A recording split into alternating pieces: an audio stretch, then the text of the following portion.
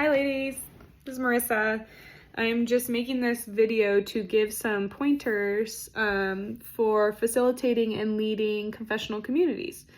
So I've done this a couple times and I've read Kurt Thompson's work and just have like a few pointers, takeaways, ways to summarize I think the guardrails and just the context Kurt gives for this that I just want to share with you guys so you feel ready to facilitate these groups yourself.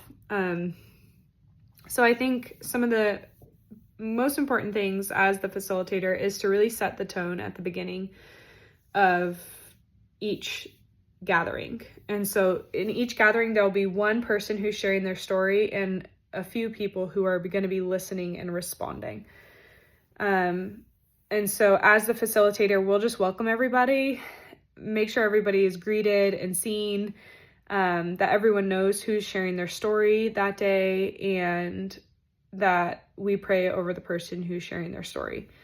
And then I like to just kind of each time just go over the group rules, the group agreements for the process.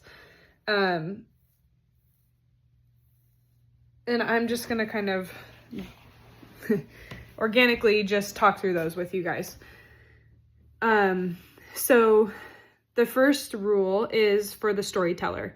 So the storyteller is sharing their developmental year story, so 0 to 18, and they're sharing that in a matter of 20 minutes. So we're really hoping people will aim for that 20-minute mark. No more, no less. Like really, we're trying to hit that 20-minute mark. And that's really all that the guidelines are for the storyteller. So I recommend just having a timer and letting the storyteller know that a timer will be going off at 20 minutes. And we call that the soft timer, just to let them know they've hit that 20-minute mark and they can kind of wrap up with what they're sharing. And just the timer is super helpful and it's super important. So we really don't want to go over that time. And some people might have a hard time hitting the 20-minute mark. So if you can encourage them to share a little bit more, if that feels right, to just really get close to that 20-minute mark, but really trying to wrap it up right around a couple minutes before, a couple minutes after 20 minutes. So that's the first guideline. And then, really the other guidelines are for the listeners. So what I tell the listeners every time that we meet is like, okay, our job as the listener is to listen with our heart. We are going to pay attention to how we feel as this person shares their story. And if it helps, you can journal that and write it down. I would recommend doing that. People can take notes as they're listening to the story, of like moments where they have an emotional response, or as they're practicing attunements, moments of connection with the storyteller. Because that is what they're going to share in their 3-minute response at the end, is how they felt as they listened. So I just really encourage them to listen with their feelings, to pay attention to their body sensations and the feelings that they're experiencing as they're listening, and to really, for just now, set aside and stay away from any judgment, any desire to fix, rationalize, make sense of, understand, even like kind of that spiritual bypassing, spiritual encouragement kind of talk. Like we're putting all of that to the side right now, and we're really just listening with our feelings. So, yeah, it's not a time for sharing ideas. It's not a time for making judgments, even over characters in the story. It's not a time of trying to make sense of what God's doing in this person's story. We're not fixing. We're just attuning, and we're attuning emotionally. So I set that framework and those guidelines every single time because it is such a practice and it's not our normal way of engaging. And I think it just helps to kind of hear it every time. So encourage the listeners to so I don't know if I mentioned this already, but confidentiality is obviously super important. Curiosity and compassion. Listen with a curious heart. Listen in compassion to this person. Maintain eye contact. The listeners are also committed to staying regulated through this story. So there might be things that are hard to hear. There might be things that bring up strong emotion in us, but we are committed to staying present and staying regulated. So just practicing our own regulation skills through deep breathing, eye contact, warm tone, relaxed posture, just these things we're going to practice as listeners to let the storyteller know that we're here, we're present, and they're safe. So just encourage the listeners and everybody present to be attentive to body language and tone, not just words. This is a really important part of the attunement process and helping people feel safe in their brain, neurobiologically safe. When it comes to responses after the 20-minute mark, I just usually thank the storyteller for sharing and then invite responses. And there's going to be a timer for this part 2, 3-minute timer for each response. And I usually just ask if anybody would like to go first. And if nobody does, I'll just volunteer somebody. And if it makes sense, I think us as the facilitators can also be the first ones to respond, to set the tone and give an example of an attuned, empathetic witness. And then set that timer every time, let the timer go off. Some people are going to talk a lot. Some people need that timer to keep talking. So the timer is just really important, even in the responses. So we're limiting responses to 3 minutes, and we're sharing how we felt as we listened to the story. Let's see, the other things that are coming to mind that are important is recording. I actually haven't thought about this until this moment, so I will figure out how we will be recording these for people. It's really helpful to have this recorded, and the storyteller can choose, what they want to do with that, but to be able to offer them a recording of the story and the responses. So as a facilitator, we'll be capturing the recordings, probably on Zoom, and I'll let you know more about that.